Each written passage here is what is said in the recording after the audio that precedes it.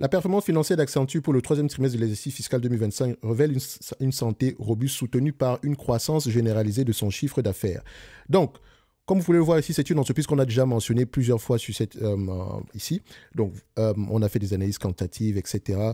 J'ai même produit une note d'analyse pour ce secteur d'activité que vous allez retrouver ici, donc conseil et services informatiques. D'accord?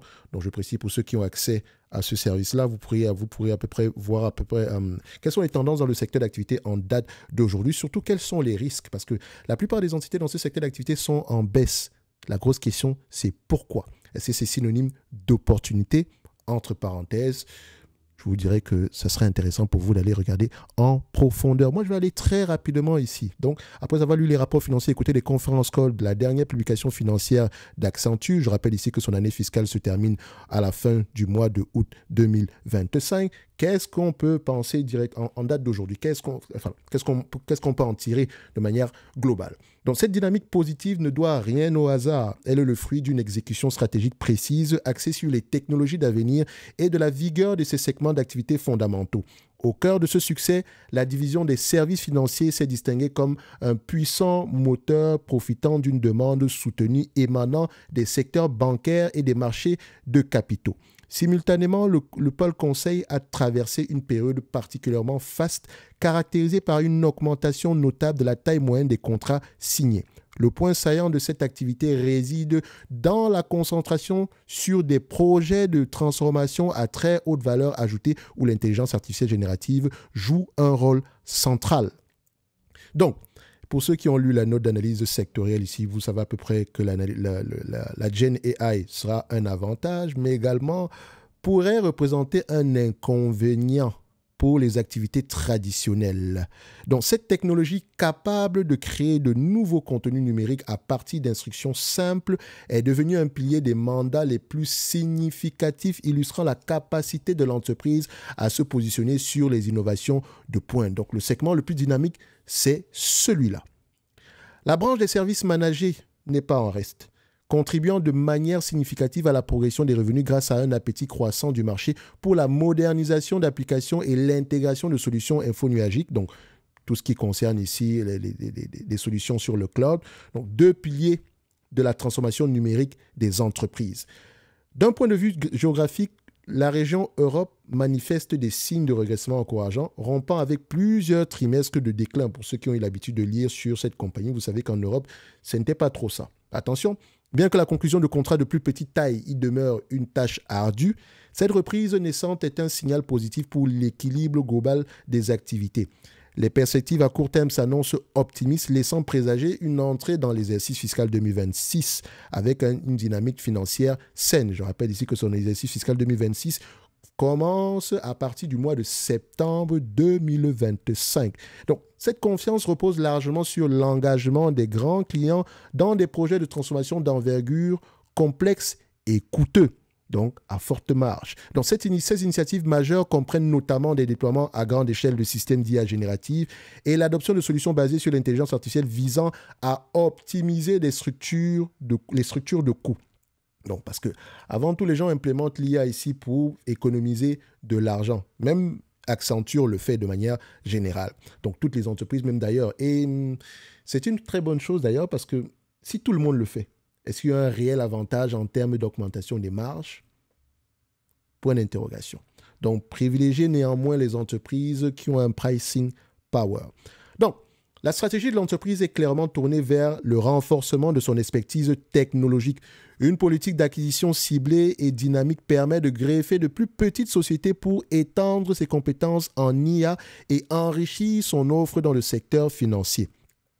La direction affiche une confiance marquée dans le potentiel de l'IA générative, la considérant non pas comme une mode passagère, mais comme une lame de fond qui redéfinira le marché. Combien de fois on a mentionné l'IA juste dans cette note? Allez-y également lire combien de fois ils ont mentionné l'IA dans leur conférence call, etc. Non seulement cette compagnie, mais également les concurrents.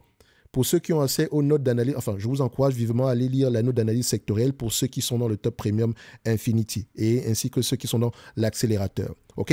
Pour les autres, rendez-vous au mois de novembre. Donc, deux collaborations stratégiques récentes matérialisent cette vision. La première, Un contrat avec l'US Air Force vise à moderniser son environnement technologique et devrait procurer une source de revenus stable et prévisible. La seconde, un partenariat avec NVIDIA consiste à bâtir des répliques numériques d'entrepôts. Ce projet de jumeaux numériques permet de simuler et de perfectionner des processus d'automatisation avancés, combinant l'IA et robotique dans un cadre virtuel avant tout déploiement physique, minimisant ainsi les risques et maximisant l'efficacité. Néanmoins, comme dans toute analyse, une analyse ne peut être que complète si on n'émet pas de toutes petites nuances ici. Okay? Donc, toutefois, une analyse complète requiert de la nuance, comme d'habitude. Si le contrat avec l'US Air Force est un point d'ancrage solide, d'autres projets fédéraux américains sont sujets à une certaine incertitude, connaissant des retards et des réallocations budgétaires qui pourraient moduler leurs contributions futures. Encore une fois, je vous renvoie sur la note d'analyse sectorielle. De même, la reprise observée en Europe, bien que positive, n'a pas encore complètement débloqué le marché pour les contrats de plus faible envergure. Donc, un point qui mérite bien sûr d'être surveillé pour les mois à venir, les trimestres à venir. Et si on peut faire une synthèse de manière globale ici, histoire de rappeler tout ce qu'on a mentionné plus haut, la trajectoire d'Accenture au troisième trimestre 2025 est portée par une stratégie claire et une exécution solide dans des domaines à forte croissance comme les services financiers et le conseil technologique. L'accent mis sur l'intelligence artificielle générative concrétisé par des projets majeurs et des acquisitions ciblées positionne l'entreprise au cœur des transformations actuelles. Des partenariats de haut vol avec des acteurs comme NVIDIA et des contrats gouvernementaux majeurs entrent cette stratégie, tandis que cette stratégie est bien implantée en date d'aujourd'hui. Donc, ce n'est pas du domaine ici de la guesstimation. C'est quelque chose qui a déjà lieu en date d'aujourd'hui et Accenture en bénéficie déjà. Parce que si les entités veulent implanter l'intelligence artificielle, on aura besoin des services proposés par Accenture. Tandis que la reprise progressive en Europe offre un potentiel de diversification géographique. Donc, la vigilance reste de mise concernant la fluidité de certains budgets gouvernementaux américains et la consolidation du marché européen pour les mandats de toute taille. Donc, maintenant, en ce qui concerne les chiffres, je rappelle ici qu'on a eu tendance à mentionner cette compagnie plusieurs fois. Donc, Accenture, je ne vais pas revenir dessus en termes de marge, machin, truc. C'est à peu près la 4e fois qu'on mentionne cette compagnie en date d'aujourd'hui. Donc, on va aller très, très rapidement. Et pour ceux qui veulent à peu près voir ce qu'on a raconté précédemment, je vous encourage à aller revoir les anciennes vidéos qui sont présentement disponibles. Donc, on va aller très rapidement. Accenture, c'est 20 fois les bénéfices. Elle n'a pas de dette, donc elle a la capacité de souffrir. Attention, vous avez également des stock-based compensation ici qui représentent près de 2 milliards. Donc, en réalité, vous devez enlever ce 2 milliards du chiffre d'affaires, comment on appelle ça? Vous devez enlever ce 2 milliards-là du free cash flow. D'accord? Si vous voulez être très conservateur. Moi, je vais les laisser. Je vais laisser ce 2 milliards ici. Parce que je pense que cette compagnie peut avoir des free cash flow de plus en plus élevés. Donc, il y a de fortes chances que, même si on prend en considération le SBC ici, on ne prend pas en considération qu'on ne retranche pas le SBC issu du free cash flow, on aura tendance ici à voir ce chiffre d'affaires, ce free cash flow-là de manière globale sur une durée de 3 à 5 ans. Ça, c'est mon choix. Maintenant, si vous voulez être conservateur, vous faites ce que vous voulez.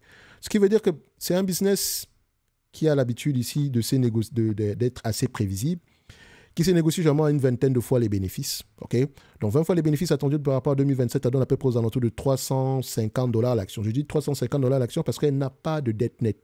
Enfin, de manière générale, la dette elle est insignifiante ici. Donc, on va dire ici que c'est à peu près $350. Si je la prends et je la mets dans ma watchlist, je mettrai un target price, et c'est d'ailleurs le cas.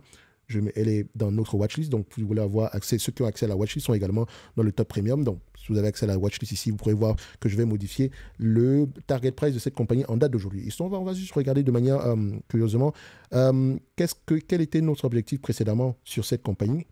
Je rappelle que l'analyse précédente, je pense qu'on n'avait pas pris en considération, on n'avait toujours pas enlevé les SBC ici, mais je vous encourage à le faire pour être le plus conservateur possible. OK?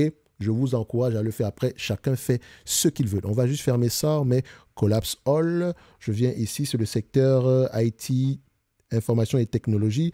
Je cherche Accenture. Voilà. On va vérifier. Accenture. C'est bizarre. Est-ce que j'ai du Accenture ici? Je vais les classer ici par nom. Ça va être plus facile. Donc, Accenture. Alors, voilà. Donc, la dernière fois, on avait 330 $ l'action. Aujourd'hui, c'est 350 $ l'action. Donc, on a une augmentation de notre price target. Je mets la date d'aujourd'hui. La dernière, c'était au mois de septembre 2024. Aujourd'hui, c'est au mois de novembre, au mois de août 2025. Je rappelle une chose. En description de la vidéo, vous avez le lien vers le club. Notre prochain live qui aura essentiellement uniquement lieu dans le club, donc notre live mensuel aura lieu dans quelques jours, en ce mois de août. Donc, allez-y voir dans le club l'information en question. OK? De toute façon, pour ceux qui sont intéressés à aller plus loin, toutes les informations sont en description de cette vidéo. Et comme je l'ai dit, allez-y regarder toutes les entreprises dans ce secteur d'activité. Vous allez être surpris par les occasions d'investissement que vous pourrez y trouver. En tout cas, je dis ça, je dis rien. Faites ce que vous voulez. D'accord? Un like, un abonnement, un commentaire, ça fait toujours plaisir. On se donne rendez-vous ici sur les prochaines vidéos. Pour moi, c'est une entreprise intéressante. Allez regarder au prix actuel. Merci, au revoir. Oh, attention. Est-ce que j'ai parlé de dividendes, rachat d'actions? Est-ce que j'ai besoin de parler de ça en fait? Si l'entreprise ici vous distribue la totalité des bénéfices nets attendus, disons, en date d'aujourd'hui, vous avez 6% de rendement. Aujourd'hui, elle distribue 2,4 et rachète également ses actions. Donc, techniquement, vos yields est plus élevé que ça. Donc, pour ceux qui recherchent un dividende également, ça peut être une entreprise intéressante au prix actuel. Merci, au revoir.